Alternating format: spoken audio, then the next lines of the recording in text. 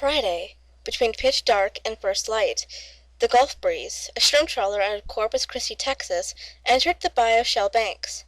A dead fog full of moonbeams rested over the marsh. Swamp stench curdled the air, a real nose-burner. As she passed through the canal, her wake from portside slapped gently against the outer bank. Like waltzing shades, the fog wobbles of life. Apparitions materialized and danced in the moon-spangled haze. Isaiah Shanks braced himself. Isaiah saw a monster with hungry eyes, clenched teeth, and spider fingers working feverishly within his palms. A black trench coat, splotched with filth and stench of sulfur, draped his hunchback form. Under a brown fedora, still wet from the storm, drops of moisture raced around the brim's edge. Underneath was a flat cratered face, cursed with a squashed nose and owl-like eyes. Behind the royal blue drapes he stood, still as death.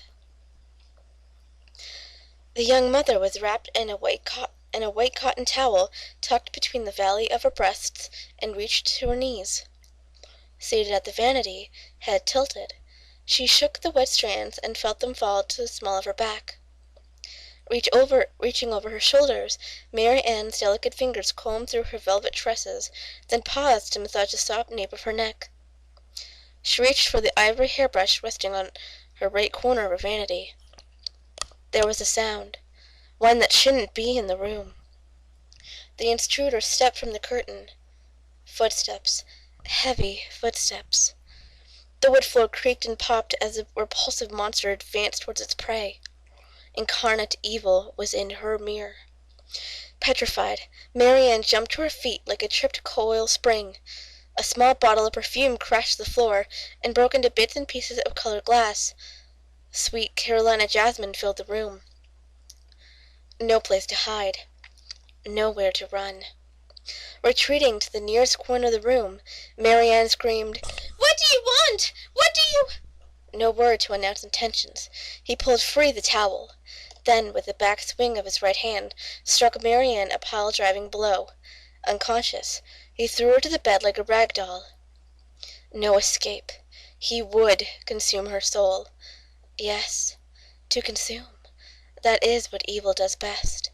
To steal peace, to kill hope, and to destroy a living soul. He wrapped his putrid green hands around her fragile neck and— The vapor boiled. The images vanished. Isaiah Shanks slid down the outer bulkhead. He'd seen these visions so many times. He lay crumpled on the deck. Sweat cascaded over his disordered face. His eyes wheeled shut. Isaiah didn't want to remember. It was too painful. He twisted his head to one side, then the other. Spasmodic jerks. He fought the urge to look and remember the mean man of his boyish past, but the compulsion was too strong. Eyes wide open, Isaiah stared again into the fog. The mist continued to stage a part of his life that he could never forget. The apparitions reappeared. The intruder saddled the unconscious woman. He gritted his teeth. Calloused hands transformed themselves into a snake-like vice as they constricted around Mary Ann Shank's slender neck. Like so much Play-Doh, he felt innocent life squeezed between his fingers.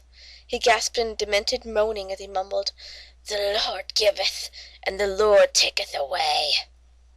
For a moment, his grim work was interrupted by the sound of rusted hinges. His head spun to one side as he strained bulging eyes. A little boy stood in the shadows who sought the warmth of his mother's embrace. An innocent child of 5, Isaiah could not understand the evil that towered before him. The beast turned to inspect the boy. The child was of no consequence. He returned to his labor. Tighter, tighter, tighter, tighter. Mary Ann's frail form shook with the last spasm as precious breath disappeared like water swirling around an open drain. There was a gurgled groan. It was done. She was finished. Stretched across her bed, Mary Ann Shanks lay still as any midnight grave. Little Isaiah watched as the fiend of the night stepped through the blue curtain that covered the window. "Mean man! Mean man!" the little boy chided. The murderer paused. He stared hard at the child, as if he was trying to remember a time of his innocence and his own tortured life, a time when he danced with joy upon the holy mountain of God. The thought of it, like the fire of molten lava, erupted within his dark and formless soul. He screamed with searing pain beyond human comprehension as the black trench coat transformed into dark, shining scales. His face protruded as he made a hissing sound unintelligible to the human ear. "And I have no peace with God, neither shall you. You worm of flesh, I curse you.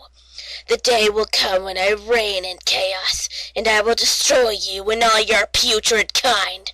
Live in misery, live hopeless, live in war, live godless, and let there be no peace with God." A thunderous explosion, a flash of lightning outside the window, an unworldly white brilliance flooded the room, illuminating the body of Marianne Shanks. Holding his brown teddy bear under his left arm, the confused child walked to the left side of his mother's bed. Little Isaiah pulled on the arm that hung over the mattress at its edge. Marianne's head rotated, her eyes glazed and red-stained. The child recoiled, screamed, then fell backward against the wall, sliding to the floor. His small form was crumpled, with arms cradled around his knees, and there he sat, eyes shut, until the neighbors entered the house.